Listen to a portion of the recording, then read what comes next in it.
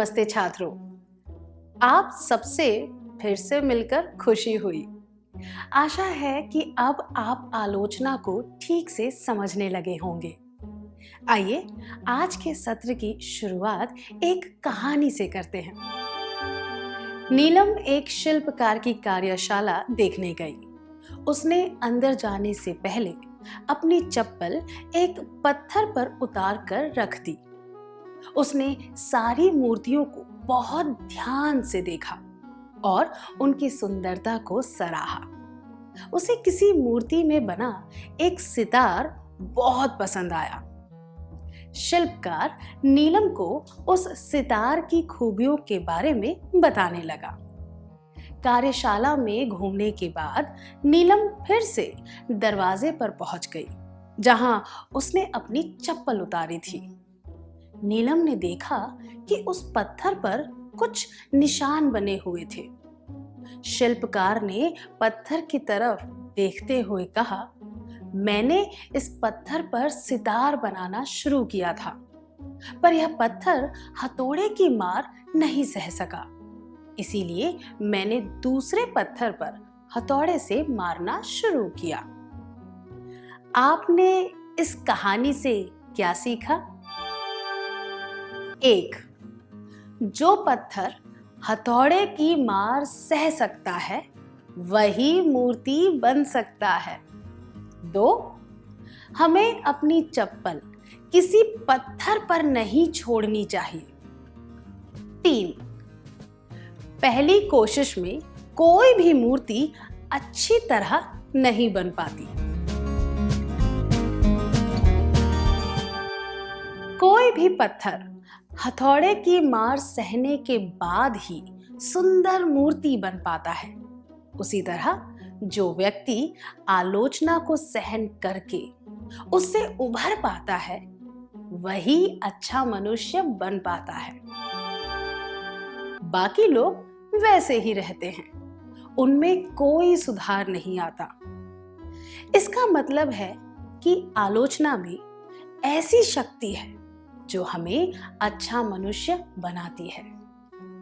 क्या आलोचना की वजह से कभी आप में कोई बदलाव आया है? क्या आप इसके बारे में दूसरों को बताना चाहेंगे?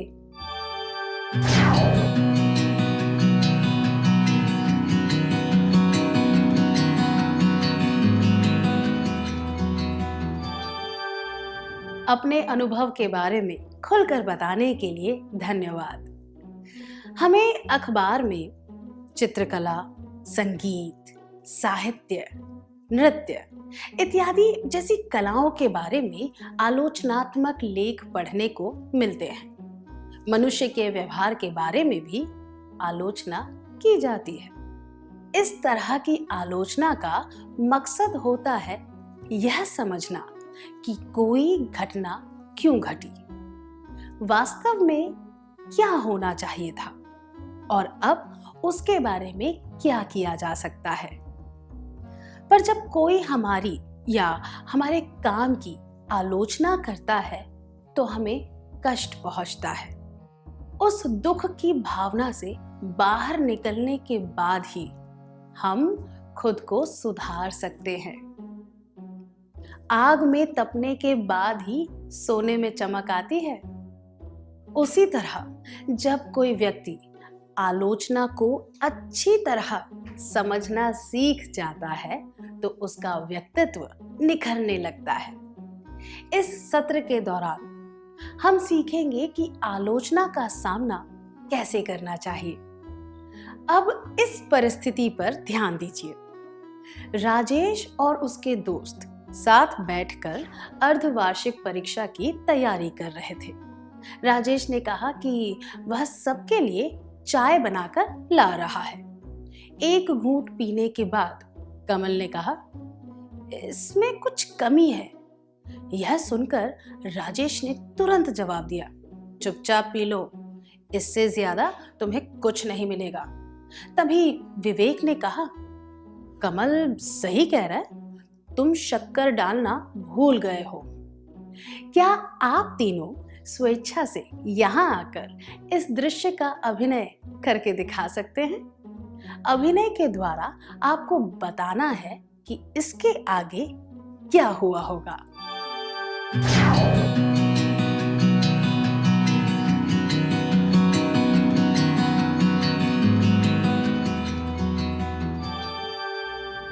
धन्यवाद। कमल ने राजेश की भावनाओं के बारे में सोचे बिना तुरंत राजेश की गलती बताई, पर राजेश ने भी पूरी बात सुने बिना ही उसे जवाब दे दिया। अगर वह खुद चाय पीकर देखता तो उसे पता चल जाता कि उसने क्या गलती की थी। अब आपके लिए एक कार्यकलाप है।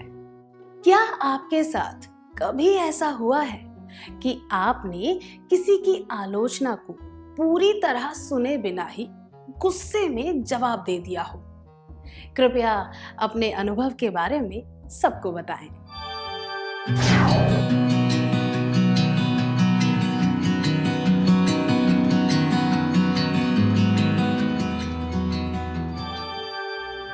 धन्यवाद।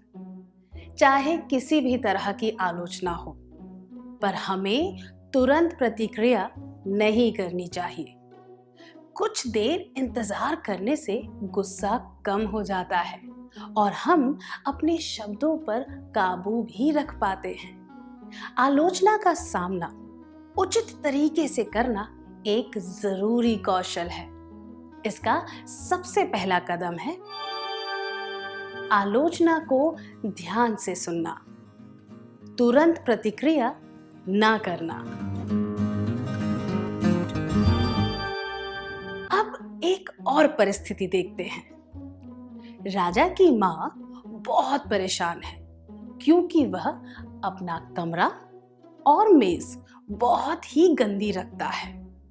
जब उसकी माँ ने यह बात उसे बताई तो उसने जवाब दिया, आपको मेरे दोस्त का कमरा देखना चाहिए, उसके बाद आप मेरे कमरे के बारे में शिकायत करना छोड़ दोगे। राजा ने ऐसा क्यों कहा? अपनी गलती छुपाने के लिए, या इसलिए कि उसकी माँ और परेशान ना हो, या फिर इसलिए कि इस उम्र के छात्रों के कमरे ऐसे ही होते हैं? 1. अपनी गलती छुपाने के लिए। 2. ताकि उसकी माँ और परेशान ना हो। 3. क्योंकि इस उम्र के छात्रों के कमरे ऐसे ही होते हैं। राजा ने इस बात का फायदा उठाया कि उसके दोस्त का कमरा बहुत ही गंदा रहता था, पर इसका यह मतलब नहीं है कि उसकी आड़ में वह अपनी गलती पर पर्दा डाल दे। अपनी माँ के द्वारा की गई आलोचना के लिए उसका जवाब ना तो उचित था और ना ही स्वीकार्य। वह सच्चाई का सामना करने की बजाय खुद को बचाना चाहता था। जब सच्चाई कड़वी लगती है तो लोग अक्सर इस तरह का रास्ता अपनाते हैं। आलोचना का जवाब देते वक्त हमें खुद का बचाव नहीं करना चाहिए, ना ही बहाने मारने चाहिए। परीक्षा में कम अंक आने पर जब आपके माता पिता ने आपकी गलती निकाली, तब आपने क्या किया? अगर ऐसा कुछ भविष्य में हो तो आप उस परिस्थिति को कैसे संभालेंगे?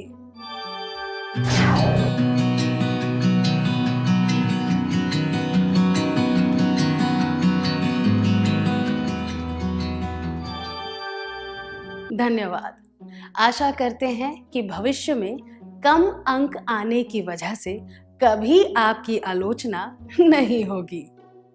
अब इस परिस्थिति पर ध्यान दीजिए। यमुना एक साड़ी पर कसीदा निकाल रही थी। वह कसीदे से फूल और चिड़िया बना रही थी। कसीदा निकालते वक्त उससे एक छोटी सी गलती हो गई। जब उसकी छोटी बहन नेहा ने कहा कि उससे गलती हो गई है, तो उसने कहा, तुम तो सुई में धागा भी नहीं डाल सकती, इसलिए मुझे मत सिखाओ। क्या आप दोनों स्वेच्छा से नेहा और यमुना की भूमिका निभा सकते हैं?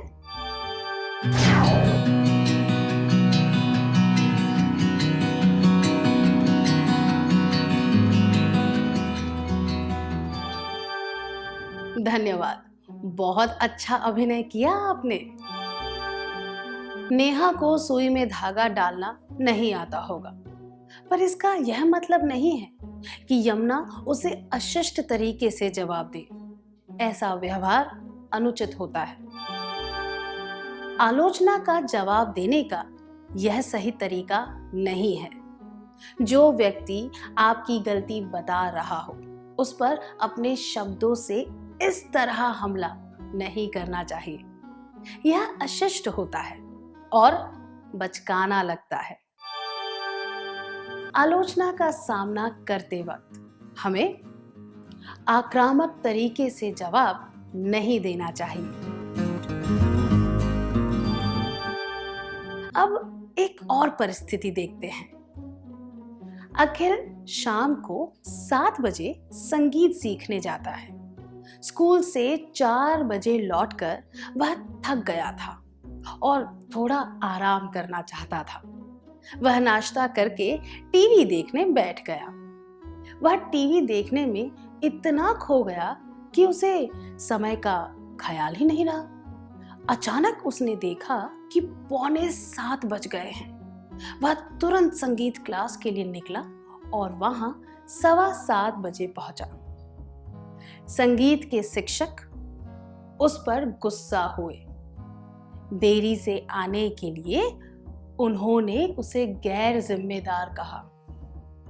उसे क्या करना चाहिए? सजा से बचने के लिए क्या उसे कहना चाहिए कि वह किसी जरूरी काम में फंस गया था, या उसे सही बात बता देनी चाहिए, या फिर उसे बस यह मान लेना चाहिए कि वह देरी से आया है? 1. कहना चाहिए कि वह किसी जरूरी काम में फंस गया था। 2. सही बात बता देनी चाहिए। 3. उसे यह मान लेना चाहिए कि वह देरी से आया है। यह कहने का कोई फायदा नहीं कि वह देरी से आया है, क्योंकि यह तो शिक्षिका को पता ही है। इसीलिए यह जवाब अनुचित है। अखिल अपनी गलती की वजह से देर से आया था, इसीलिए उसे देर होने का सही कारण बता देना चाहिए और आलोचना से बचने के लिए झूठ नहीं बोलना चाहिए। उसे सही कारण बताते हुए अपनी गलती स्वीकार कर लेनी चाहिए। जब किसी भी परिस्थिति में आलोचना का सामना करना पड़े, तो अपनी गलती स्वीकार करके ईमानदारी से जवाब देना चाहिए। खुद को बचाने की या आक्रामक तरीके से जवाब देने की कोशिश नहीं करनी चाहिए।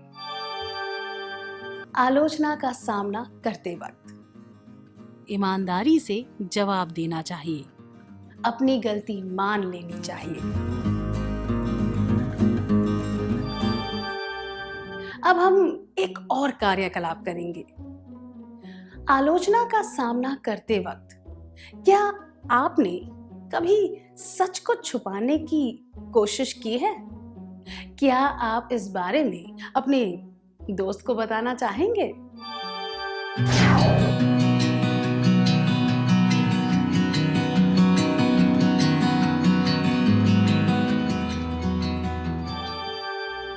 अपने अनुभवों के बारे में खुलकर बताने के लिए शुक्रिया।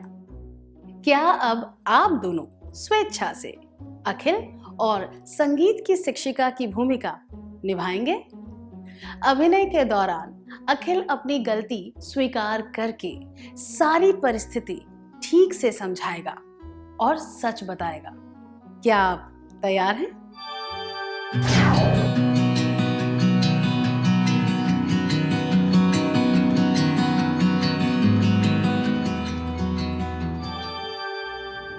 धन्यवाद। अब एक और परिस्थिति पर ध्यान देते हैं। सीता ने बाल्टी में अपने कपड़े भिगो कर रखे थे। उसने देखा कि उसके सफेद कुर्ते पर गुलाबी रंग के धब्बे हो गए थे। ठीक से देखने पर उसे पता चला कि उसकी बहन नीता ने अपना गुलाबी सलवार उसी बाल्टी में भिगो दिया था।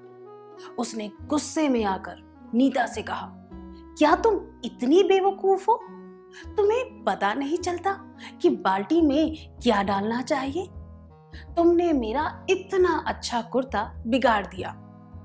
यह सुनकर नीता को भी गुस्सा आ गया और उसने जवाब देते हुए कहा, अगर तुम इतनी ही समझदार हो तो तुमने बाल्टी में अपना कुर्ता सबसे पहले क्यों डाला? क्या आप दोनों स्वेच्छा से सीता और नीता की भूमिका निभाकर दिखा सकते हैं?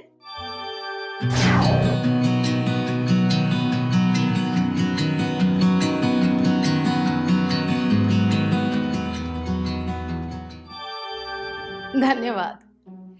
नीता ने बहुत ही चालाकी से जवाब दिया, पर आलोचना का सामना करने का यह सही तरीका नहीं है।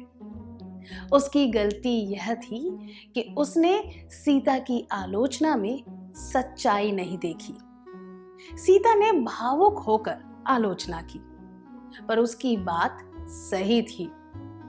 नीता को अपनी सलवार भिगोने से पहले यह देख लेना चाहिए था कि उसका रंग निकलता है या नहीं। लापरवाही या फिर अज्ञानता की वजह से उससे ऐसा हो गया। नीता ने सच्चाई पर ध्यान नहीं दिया। आलोचना का सामना करने का सही तरीका यह है कि हम सच्चाई और भावनाओं को अलग अलग रखें। अपनी गलती स्वीकार करके माफी मांगने से परिस्थिति अपने आप संभल जाती है। कड़ी आलोचना का सामना करते वक्त हमें राय, तथ्यों, सच्चाई और भावनाओं को अलग अलग रखना चाहिए। क्या अब हम सत्र में सीखी हुई बातों का सार संक्षेप कर लें?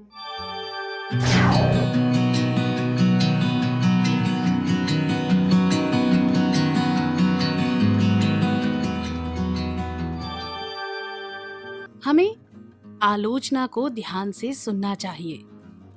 तुरंत प्रतिक्रिया नहीं करनी चाहिए। आलोचना का जवाब देते वक्त या सामना करते वक्त हमें खुद का बचाव नहीं करना चाहिए, ना ही बहाने मारने चाहिए। आक्रामक तरीके से बात नहीं करनी चाहिए। ईमानदारी से जवाब देना चाहिए। अपनी गलती मान लेनी चाहिए।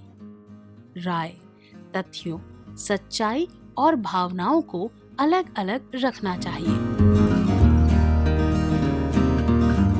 धन्यवाद। आपने बहुत अच्छी तरह सार संक्षेप किया।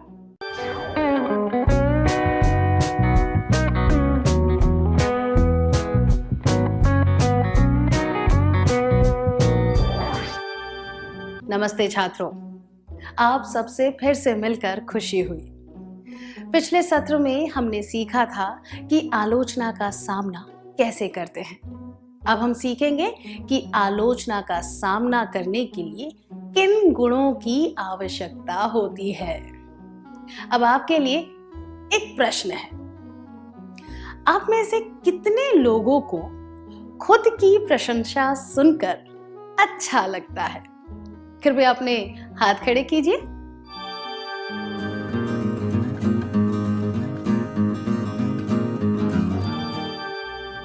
हम सबको खुद की प्रशंसा सुनकर अच्छा लगता है, पर यह बात भी सही है कि कोई हमारी चापलूसी करे तो हम परेशान हो सकते हैं। अब अगला प्रश्न, हम में से कितने लोगों को खुद की आलोचना सुनना अच्छा लगता है?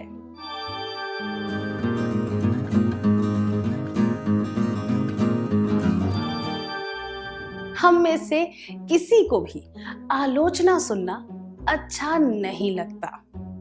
मनुष्य का स्वभाव ही ऐसा होता है कि उसे आलोचना पसंद नहीं आती। जैसे कि एक कहावत में बताया गया है, अगर आप किसी को अपना दुश्मन बनाना चाहते हैं तो बस उससे इतना कह दीजिए कि वह गलत है। आलोचना को धैर्य से सुनने और समझने के लिए बहुत हिम्मत चाहिए। आलोचना को ठीक से समझने के लिए हमें कुछ आवश्यक गुण होने चाहिए। क्या हम यह जानने की कोशिश करें कि वे गुण कौन से हैं? इस परिस्थिति पर ध्यान दीजिए। कला और उसके दोस्त एक प्रतियोगिता में भाग लेने के लिए किसी स्कूल में गए थे। जब उसकी स्कूल पहली प्रतियोगिता में हार गई, तब दूसरी स्कूल के छात्रों ने उन्हें चिढ़ाते हुए कहा, हार गए, लगता है इतनी दूर हारने के लिए ही आए थे। कला के कुछ दोस्तों को गुस्सा आने लगा और कुछ दोस्त हताश हो गए। अगर आप कला की जगह होते तो आप क्या करते? क्या 3 विद्यार्थी आगे आकर इस परिस्थिति का अभिनय करके दिखा सकते हैं?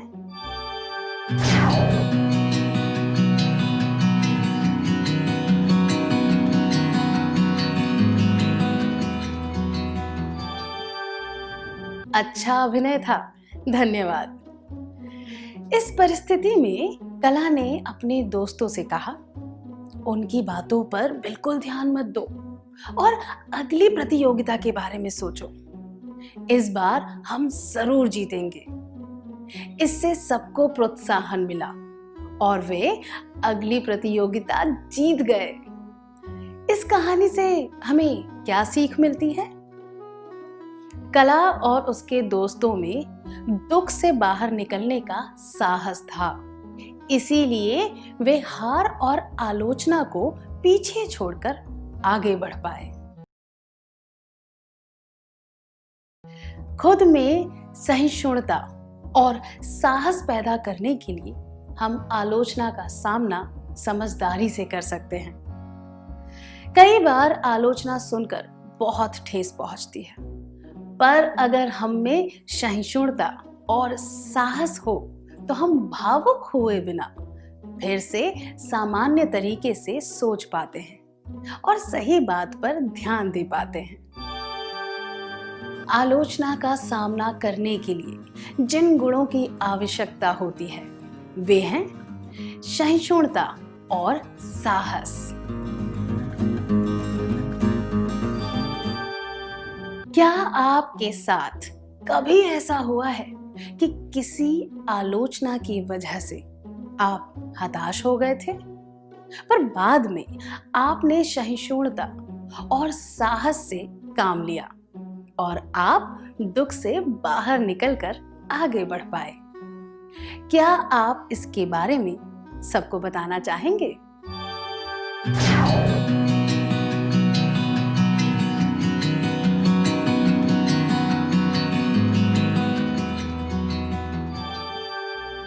अपने अनुभव के बारे में खुलकर बताने के लिए शुक्रिया।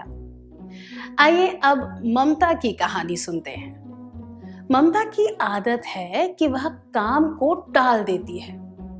उसने खास अवसरों पर पहनने वाले कपड़े धोने के लिए निकाले थे, पर हमेशा की तरह उसने वह काम टाल दिया। उसे एक शादी में जाना था। जब वह पहनने के लिए कपड़े देखने लगी तो उसे एहसास हुआ कि कोई भी कपड़े साफ नहीं है। उसके भाई ने तुरंत कहा, तुम्हारे साथ ऐसा ही होना चाहिए था, तुम किसी की सलाह तो मानती नहीं हो। फिर उसके भाई ने कहा, अब शादी में मेरे कपड़े पहन कर जाना।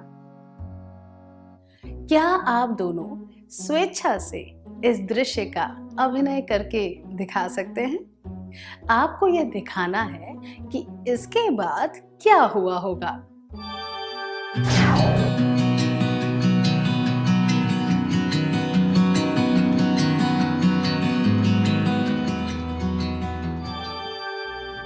बहुत अच्छा प्रयास था, धन्यवाद। इस घटना के बाद ममता ने काम को टालना छोड़ दिया।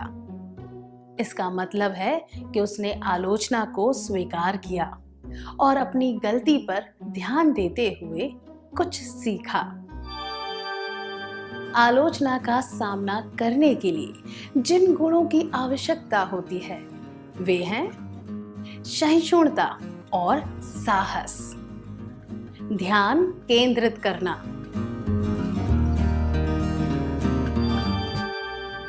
अब हम कोकिला की कहानी सुनेंगे। कोकिला अपने जेब खर्च के पैसों का हिसाब नहीं रखती थी।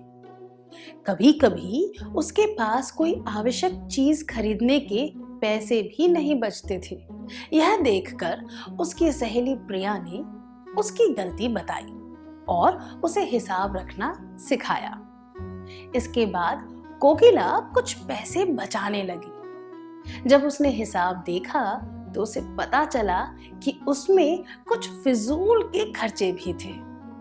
उसने अगले महीने बिल्कुल भी फिजूल खर्च नहीं किए। ऐसा करके 1 साल के बाद उसके पास काफी पैसे बच गए थे।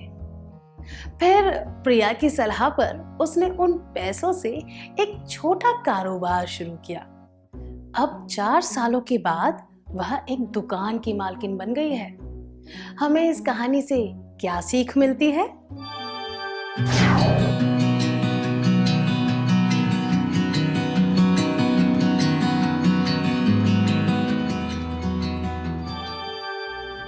जी हाँ, हमें खुले दिमाग से आलोचना को स्वीकार करना चाहिए।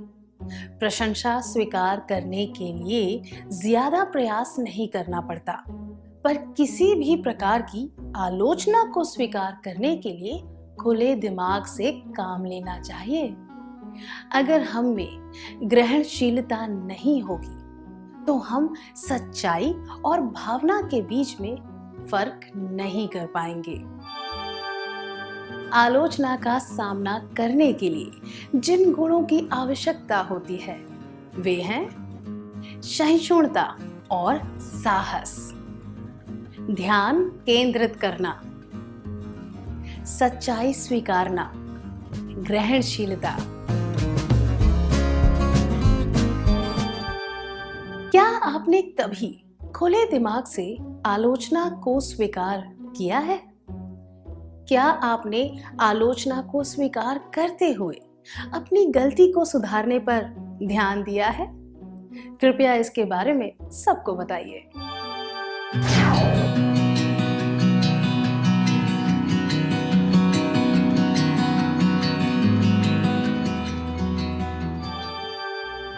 अपने अनुभवों के बारे में बताने के लिए धन्यवाद। चलिए अब सिमरन का किस्सा सुनते हैं। सिमरन और आलिया दोस्त हैं। सिमरन बहुत ही मिलनसार है और सबकी मदद करती रहती है। उसके कुछ दोस्तों ने इस बात का फायदा उठाया। वे रोज उसके पैसों से खाना खरीदकर खाने लगे। यह सब कुछ दिनों के लिए चलता रहा। फिर एक दिन आलिया ने उसे कहा, मिलनसार और उदार होना अच्छी बात है, पर सब लोग तुम्हारा फायदा उठाते रहते हैं। तुम्हारी भलाई के बदले में तुम्हें कुछ भी नहीं मिलता। इतनी भोली बनने का क्या फायदा?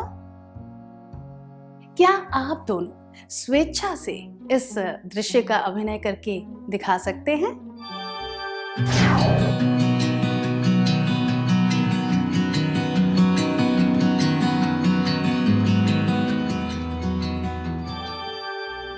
धन्यवाद। सिमरन अपने व्यवहार को ठीक से समझने लगी। और उसे पता चला कि लोग उसके अच्छे व्यवहार का फायदा उठाते हैं। उसे यह भी समझ आ गया कि आलिया ने सच्ची फिक्र की वजह से उसकी आलोचना की थी। स्पष्टता होने से हम आलोचना का सामना आसानी से कर पाते हैं। अगर हमें स्पष्ट रूप से पता हो कि परिस्थिति कैसी है और आलोचना करने वाले का इरादा क्या है, तो हम आलोचना का सामना आसानी से कर पाते हैं। आलोचना का सामना करने के लिए जिन गुणों की आवश्यकता होती है वे हैं सहिष्णुता और साहस, ध्यान केंद्रित करना, सच्चाई स्वीकारना, ग्रहणशीलता, स्पष्टता।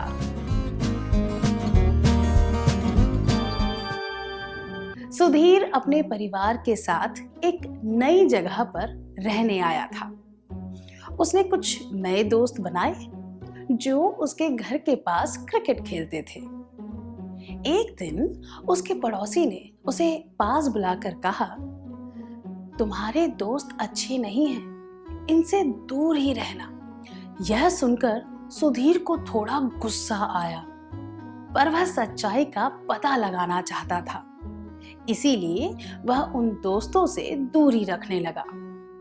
एक दिन उसे पता चला कि उनमें से एक दोस्त को चोरी के जुर्म में पुलिस पकड़ कर ले गई। तब सुधीर को समझ आया कि उसका पड़ोसी उसे क्या समझाना चाहता था। इस घटना से हमें क्या सीख मिलती है?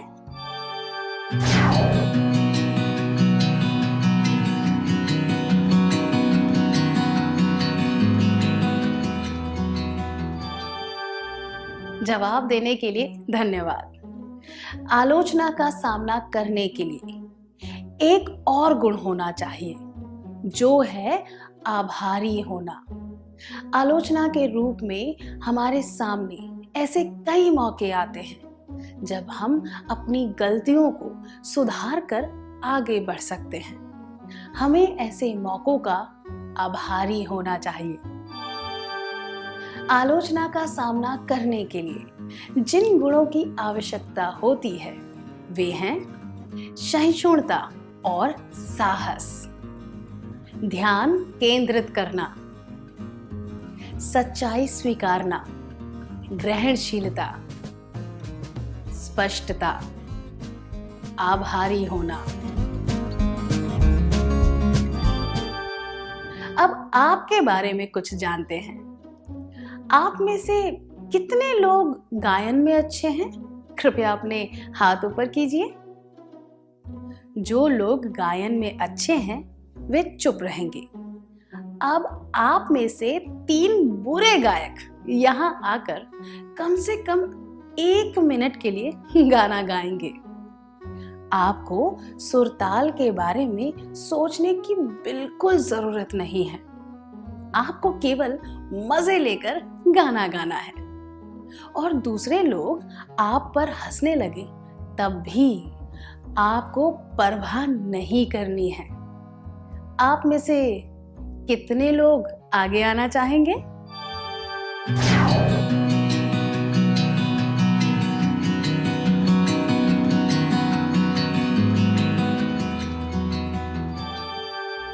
आपका प्रयास सराहनीय था। धन्यवाद। खुद का आत्मविश्वास बढ़ाने से हम हमेशा आगे की बात सोच पाते हैं और आलोचना पर ध्यान नहीं देते। मजाकिया स्वभाव होने से हमें आलोचना सुनकर गुस्सा नहीं आता। अगर हम खुद पर हंसना सीख जाएं, तो आलोचना को स्वीकार करना आसान हो जाता है।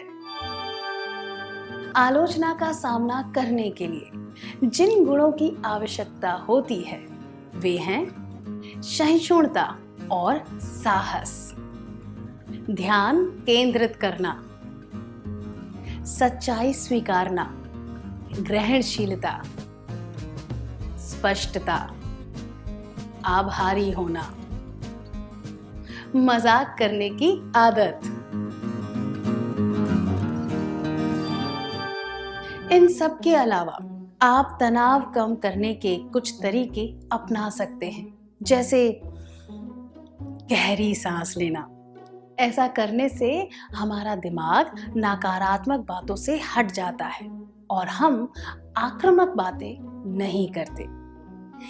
एक कहावत है कि अगर कोई हम पर पत्थर फेंके तो हमें उन पत्थरों से खुद के लिए एक मजबूत नींव बनानी चाहिए।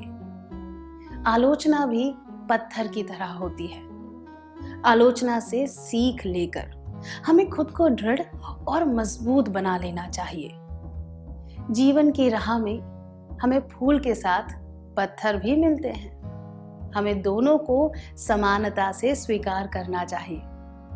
अगर हम सकारात्मक दृष्टिकोण रखेंगे तो हो सकता है कि हम पत्थरों से बच पाएं। आलोचना का अच्छी तरह सामना करके जीवन में आगे बढ़ने के लिए आपको शुभकामनाएं। क्या अब हम सत्र में सीखी हुई बातों का सार संक्षेप कर लें?